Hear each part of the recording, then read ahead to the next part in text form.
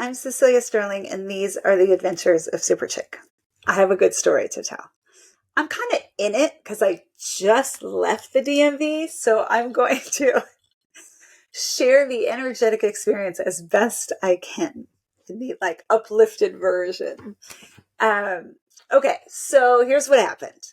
A couple weeks ago, we're on a trip. We're in a hotel room. I noticed my credit card lying on the floor of the hotel room. How'd that get there? Fell out of my pocket.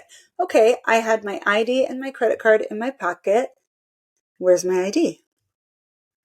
Can't find it.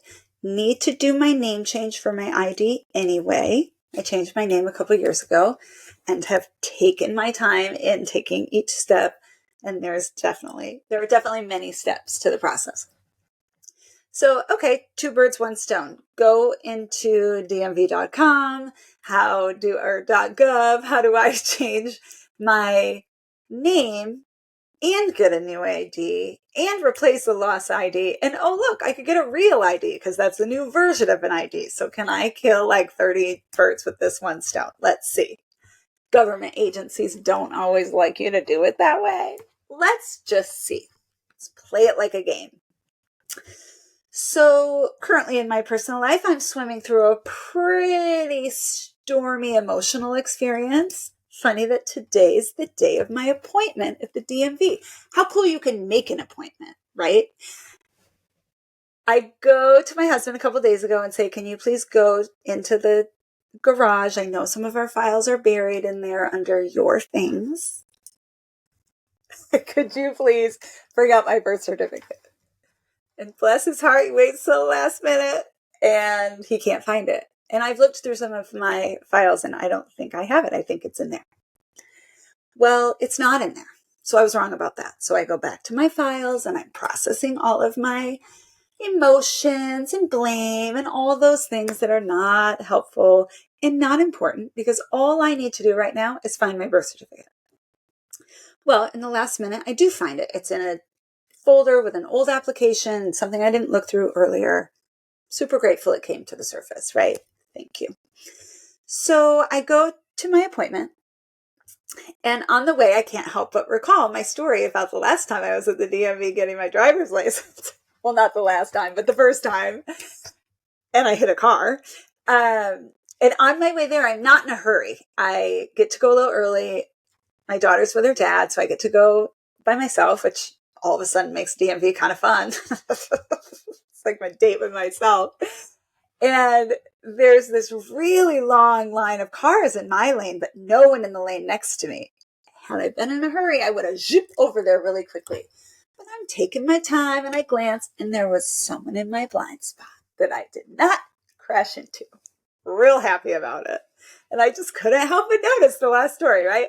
So then I get to the DMV a little early. And there's this young woman in front of me, and she's so nervous. She's got black and purple hair, oversized black jeans, ripped all to shreds, oversized t-shirt, and her little hands, she's holding her documents, and she's nervous. And I can't help but notice how I felt that way in the past and how I don't actually feel that way right now. I've definitely grown more into my skin, right? I definitely have 30 years on her. But I also noticed that while she's standing next to the woman who works for the DMV, who's your first point of contact when you walk in, she's standing next to a man, and he's her safe place. So she's asking him questions more than the woman who works there. And I just love that for her, that she has him with her and he's her safe space. As for me and all of my life experience, I'm counting on the lady that works for the DMV. Just interesting contrast, right? So I'm next and I walk up and she says, why are you here? And I go to tell her, and I'm kind of tripping on my words already. Am I renewing my license? Am I getting a real ID? Am I getting a name change to my current license? Do I need a license to do that? Blah, blah, blah, blah. I'm a bit of a mess, I say out loud. And I, again, have to laugh because even when I go to start an application, I'm always like, my name doesn't fit in this box. I'm messy in and of myself. But as I say it, I have a smile on my face because I'm a little more comfortable in this phase of life being a bit of a mess. I'm also aware that I'm not a complete mess because I have all the documents I need in my handbag, even though it was kind of hard to find them. Right? Life. It's just funny. And I've just arrived and she's the first point of contact. Well, have I filled out my application online? I'm not sure. I started something. I don't know where I got to. I did not upload my documents because I couldn't find them. So she sends me to a place to actually do the application there. And I got to give a nod to the DMV, like as many people as are there waiting and all of our issues and all of our concerns and all of our anxiety. They have a lot of tools to help you stay there and get accomplished what you're there to accomplish. And I appreciate that. And generally, as you look around, they have a relatively positive look on their face. And if not, then neutral. But nobody's scowling, which is helpful for me. So she sends me over to the computers to complete my application. Well, I immediately see I have completed this application. I've seen this before. Maybe I have a confirmation code, which is what they really need. So I go into my email and I go through all the DMV and look at that. I have a confirmation code. So I get to go back to the second woman I've talked to and say, I actually do have a confirmation code. And she says, okay, do you have this and this and this? I'm like, maybe. Okay. So she gives me my number and I wait and I wait and I wait along with all the other people who have appointments and we're waiting. And in that time, I'm thinking about this, actually, sharing this story. And I take a photo, I put it on Instagram, and I say, this is what coming into yourself can look like sometimes. I mean, the lighting at the DMV is just horrid. And I think about the lighting in hospital rooms where many humans come into the world, and the lighting is horrid. And it's just not all pretty, right?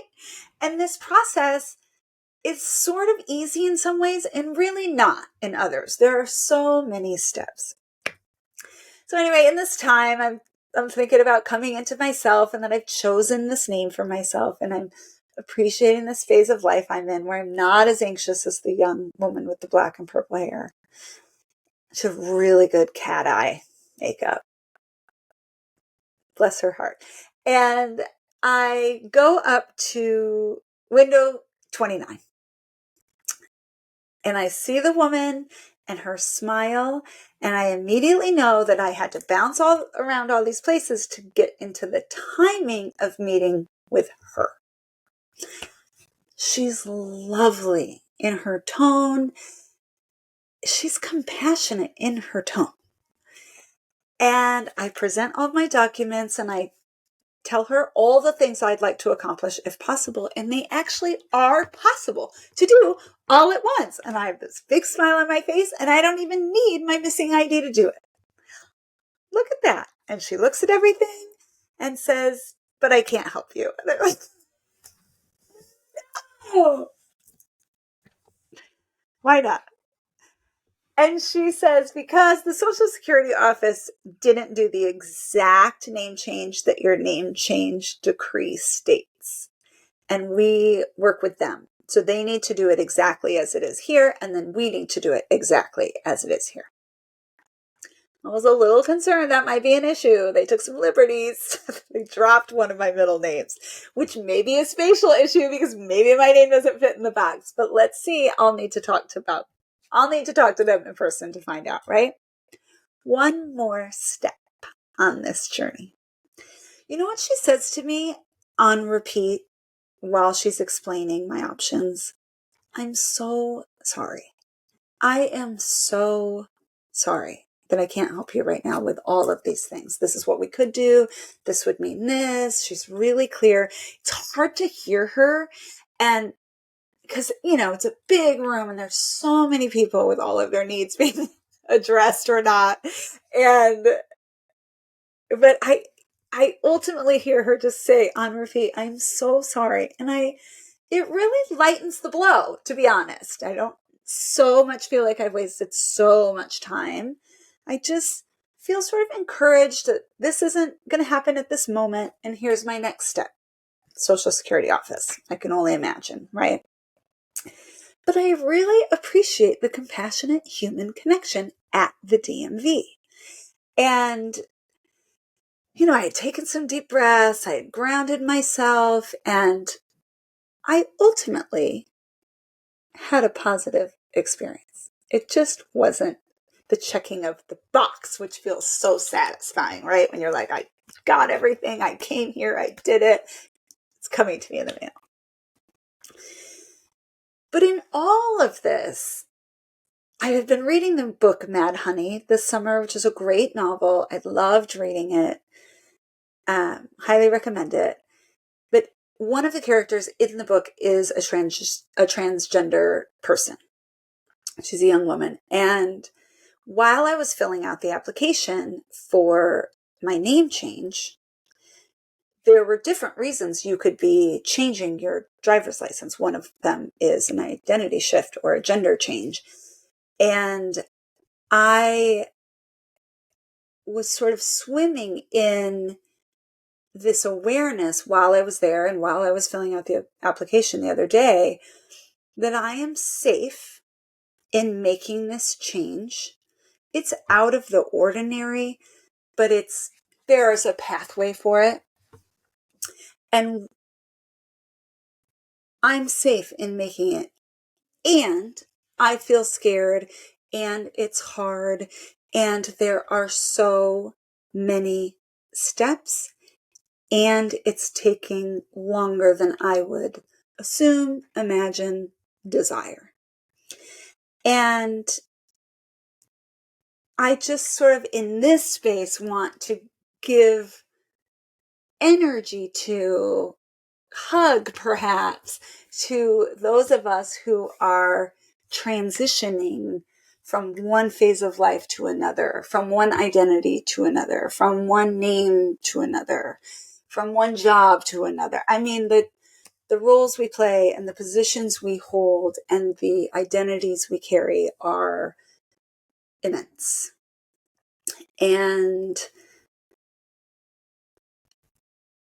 again, and I wore this t-shirt today to the DMV, and voila, here I am. I am here. Not quite. I'm not quite Cecelia Sterling as far as the DMV is concerned. And I don't get to get rid of one of my middle names just as a typo. I have to correct it, bring all my new names to my current identity, and have a piece of identification reflect that for me.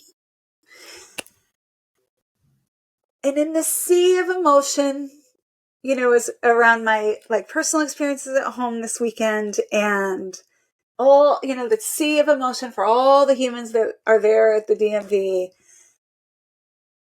I just have to reach out and sort of say, I see you and thank you for seeing me. In a way, I'm changing who I am in this world, and somehow the DMV is going to help me. Just not today. So I drive over to the Social Security office just to see, and that line is long. And I try to kill two birds with one stone in that capacity because my husband is actually doing a name change as well, but he hasn't done the part with the Social Security. I have all the paperwork. Maybe I could go in and handle both of our issues at once. But I waited for a really long time, and that just wasn't happening today because this is happening today. So with that, I'll say ciao for now. I'm Cecelia Sterling, and these are the Adventures of Super Chick. Please share with us your stories of transition, identity shifts, and evolutions in this lifetime. And please let me know you see and hear me by leaving a comment. And if you want more of my stories, hit subscribe. Have a wonderful day, y'all.